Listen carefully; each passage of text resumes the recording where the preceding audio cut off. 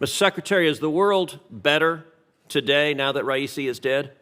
Engage in them? Yes. The Iranian people are probably better off. You didn't say that in your statement, did you?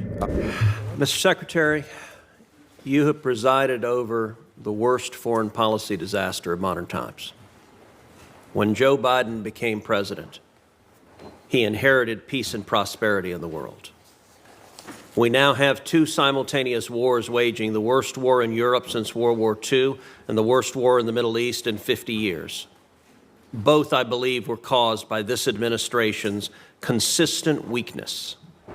And indeed, your foreign policy is precisely backwards from what a rational American foreign policy should be. To our friends and allies, this administration has consistently undermined, weakened, and attacked them. And to our enemies, this administration has shown constant appeasement and indeed has flowed billions of dollars to the enemies of America who want to kill us.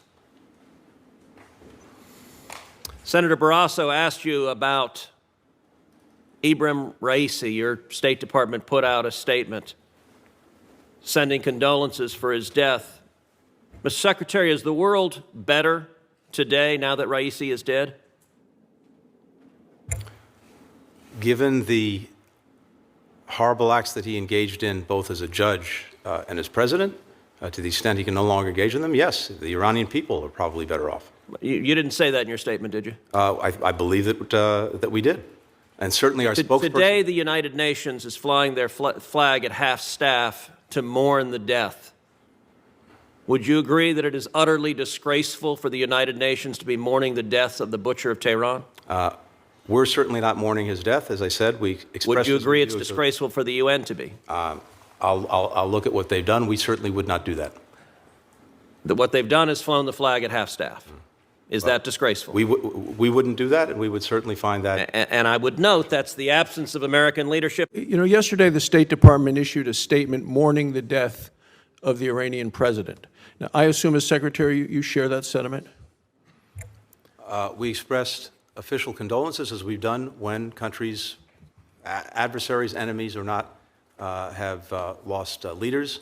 It changes nothing about the fact that Mr. Raisi was engaged in reprehensible conduct, including repressing his own people for many years as a judge. And that as president, it changes not a whit about our policy, but it's something that we've done many times in the past, going back many administrations and many decades, and we do as a normal course of business. Well, I don't think it should be a normal course of business. I think it's shocking that this administration would mourn the death of the butcher of Tehran. I don't. He's responsible for death, rape, torture, a sworn enemy of the free world. So I think it's a terrible mistake, Mr. Secretary.